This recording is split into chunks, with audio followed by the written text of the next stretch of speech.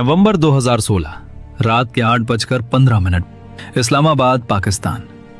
एक बेहद खुफिया और सुरक्षित तहखाने में आज जश्न का माहौल था। वहां पाकिस्तान की खुफिया एजेंसी ISI का major Iqbal, underworld don Dawood Ibrahim और खनानी भाई बैठे हुए थे। उनके सामने टीवी स्क्रीन चल रही थी, लेकिन उनका असली ध्यान बाहर खड़े उन दर्जनों ट्रकों पर था जो बस कुछ ही घंटों में रवाना होने वाले थे। इन ट्रकों में कोई हथियार, बम या बारूद नहीं था। इन ट्रकों में भारत को अंदर से खोखला कर देने वाला एक ऐसा जहर भरा था जिसे पकड़ना किसी भी सेना के लिए नामुमकिन था। इन ट्रकों में भरे थे 60,000 करोड़ रुपए के बिल्कुल असली दिखने वाले जाली भारतीय नोट। सब कुछ उनके मास्टर प्लान के हिसाब से चल रहा था। अगले दिन सुबह 4 बजे ये खेप नेपाल बॉर्डर पार करके हिंदुस्तान में दाखिल होने वाली थी। तभी अचानक टीवी स्क्रीन पर एक ब्रेकिंग न्यूज फ्लैश होती है और भारत के प्रधानमंत्री नरेंद्र मोदी राष्ट्र को संबोधित करने के लिए स्क्रीन पर आते हैं। कमरे में सन्नाटा छा जाता है और फिर पीएम मोदी के मुंह से निकले एक फैसले ने उस तहखाने में ऐसा भूकंप ला दिया कि कुछ ही मिनटों बाद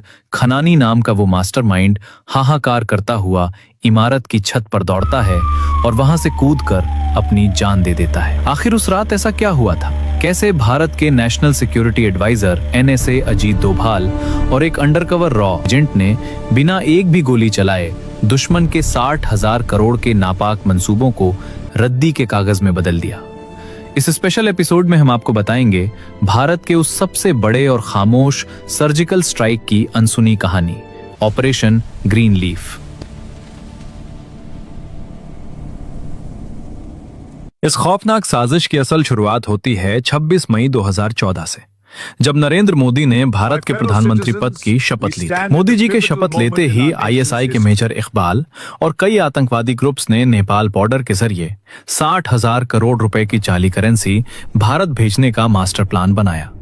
उनका इकलौता मकसद था भारत में तबाही मचाना और देश की अर्थव्यवस्था को नष्ट करना। दरअसल इससे पहले खनानी भाई इस्लामाबाद के एक मदरसे में बैठकर दाऊद इब्राहिम और मेजर इकबाल के साथ मिलकर ये खेल काफी समय से खेल रहे थे। साल 2013 तक वो 11,000 करोड़ रुपए के जाली नोट हिंदुस्तान भेज चुके थे और हैरानी की बात ये थी कि उनका एक भी नोट पकड़ा नहीं गया था। उनका पहला टारगेट था कि किसी भी तरह मोदी जी प्रधानमंत्री न बन सके। आतंकवादियों को नोटों के कुछ टेक्निकल इनपुट्स भारत के ही कुछ गद्दारों और पुराने सिंडिकेट से मिल रहे थे, जिनकी एक ही शर्त थी कि मोदी चुनाव नहीं जीते। लेकिन जब 2014 में मोदी जी चुनाव जीत गए तो उस रात इस्लामाबाद के तहखाने में बैठे दाऊद इब्राहिम का खून खौल उठा।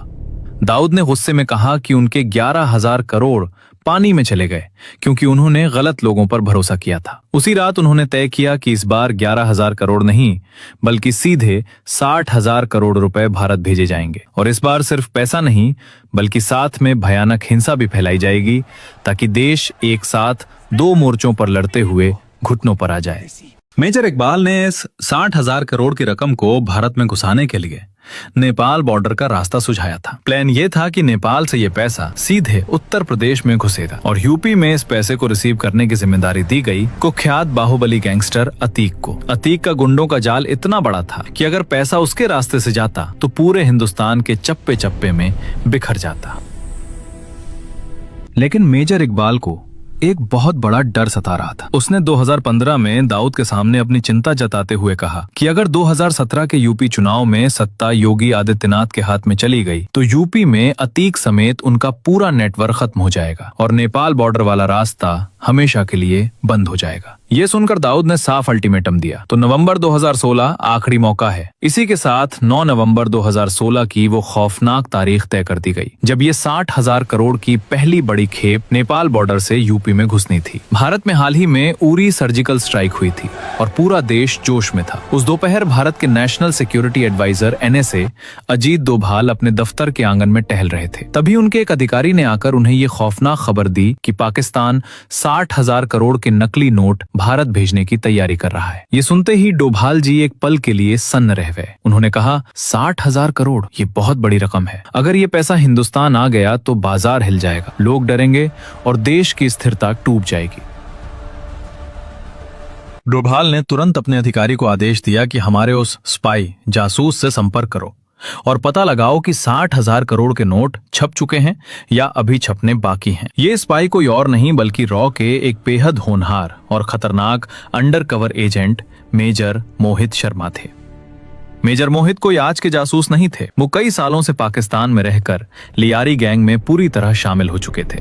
वो खनानी भाइयों और मेजर इकबाल के साथ कंधे से कंधा मिलाकर काम करते थे और दुश्मन उन्हें अपना ही आदमी समझकर उन पर अंधा भरोसा करता था। डोभाल का आदेश मिलते ही मेजर मोहित ने खनानी और इकबाल के साथ एक मीटिंग फिक्स की और एक मनोवैज्ञानिक चाल चली। बातों बातों में मोहित ने उनसे कहा कि नेपाल बॉर्डर का रास्ता अब सुरक्षित नहीं रहा है। हिंदुस्तानी एजेंसियां वहां नजर रख रही हैं। मोहित ने उन्हें हिंदुस्तान में पैसा सुरक्षित पहुंचाने के कुछ नए रास्तों का झांसा दिया। उनके इस झांसे में आकर खनानी उन्हें सीधा इस्लामाबाद की एक खुफिया फैक्ट्री और गोदाम में ले गया। जब मोहित ने गोदाम के अंदर देखा तो उनकी आंखें खुली रह गईं।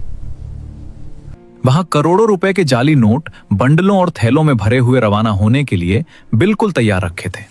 नोट छप चुके थे और मेजर मोहित ने अपने चेहरे पर कोई भाव लाए बिना ये सारी जानकारी अपने दिमाग में दर्ज कर ली।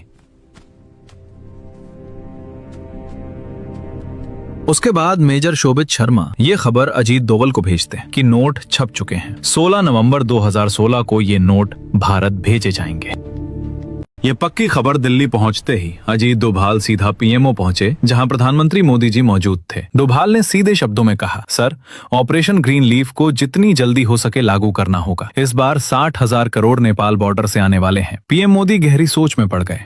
उन्हें पता था कि अगर इसे अचानक लागू किया गया तो देश में बड़ी हलचल मचेगी और आम आदमी को भारी परेशानी होगी। मोदी जी ने चिंता जताते हुए कहा कि डोभाल जी, ये सही कदम नहीं होगा। लेकिन डोभाल जी ने अपनी आंखों में दृढ़ता लाते हुए कहा, सर, अगर ये पैसा हमारे देश में आ गया तो आतंकवाद को रोकना नामुमकिन हो जाएगा। ये सिर्फ करेंसी नहीं, ये उस नेटवर्क की रीढ़ है जो देश में हिंसा फैलाना चाहता है। जब मोदी जी ने पूछा कि क्या कोई और तरीका है, तो डोभाल ने दो टूक जवाब दिया कि सर, पैसा छप चुका है और यूपी से बॉर्डर तक उनका नेटवर्क बहुत मजबूत है। इसके अलावा कोई रास्ता नहीं बचता। हालांकि डोभाल जी ने एक शर्त रखी, ऑपरेशन ग्रीन लीफ लागू करने से पहले यूपी में अतीक अहमद के उस नेटवर्क को तोड़ना होगा, वरना पैसा किसी न किसी रास्ते से अंदर आता रहेगा। 7 नवंबर की सुबह डोभाल जी सीधे यूपी के डीजीपी से मिले। आदेश बिल्कुल स्पष्ट था, पीएमओ का हुक्म है, अतीक को जितनी जल्दी हो सके गिरफ्तार करना है।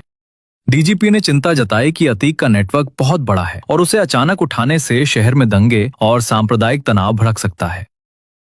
डोभाल ने बेहद सख्त लहजे में कहा, यह देश की सुरक्षा का सवाल है, तो जो गड़बड़ी होगी वो किसी दंगे से बड़ी होगी। ये काम जल्द से जल्द होना चाहिए। यूपी की स्पेशल टास्क फोर्स एसटीएफ को तुरंत अलर्ट पर रखा गया। अधिकारियों को क्लोज डोर ब्रीफिंग दी गई और बिना किसी लीक के एसटीएफ के जवानों ने सादे कपड़ों में ऑपरेशन को अंजाम दिया। 48 घंटे के अंदर ही बाहुबली अतीक को पुलिस की गिरफ्त में ले लिया गया। दुश्मन का वो रिसीविंग नेटवर्क जो भारत में जहर फैलाने वाला था, उसे बॉर्डर पार करने से पहले ही नेस्त नाबूद कर दिया गया। कहानी वापस लौटती है 8 नवंबर 2016 की उस खौफनाक रात पर। रात के 2 बजे इस्लामाबाद की उस खुफिया फैक्ट्री में करोड़ों के जाली नोटों के बंडल ट्रकों के खुफिया हिस्सों में भरे जा चुके थे। पैकिंग इतने शातिराना तरीके से इस्लामाबाद की फैक्ट्री में ट्रकों का काफिला हिंदुस्तान में तबाही मचाने के लिए बिल्कुल तैयार खड़ा था। बस रवाना होने की एक आखिरी हरी झंडी का इंतजार था और उसी भीड़ के बीच मौत के साये में खामोशी से खड़े थे हमारे under cover agent major Mohit Sharma. उनके चेहरे पर वही पुराना मुखौटा था, लेकिन उनका दिमाग इस पूरी तबाही की पल पल की रिपोर्ट दिल्ली पहुंचा रहा था।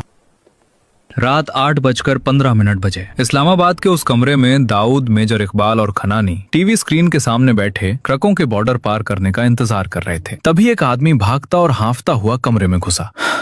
भाईजान, टीवी पर देखो क्या आ रहा है। सब टीवी की तरफ मुड़े। स्क्रीन पर मोदी जी सीधे देश को संबोधित कर रहे थे और उन्होंने वो ऐतिहासिक ऐलान कर दिया कि आज रात से 500 और 1000 के नोट बंद हो जाएंगे। एक ही झटके में ट्रकों में भरा 60,000 करोड़ का जाली खजाना महज रद्दी के कागज में बदल गया। इस भयंकर सदमे और अपनी सालों की मेहनत को राख होता देख खनानी बदहवास होकर कमरे से बाहर निकला, छत पर गया और वहां से नीचे गिरकर उसने अपनी जान दे दी। दोस्तों, ये कोई आम राजनीतिक फैसला नहीं था।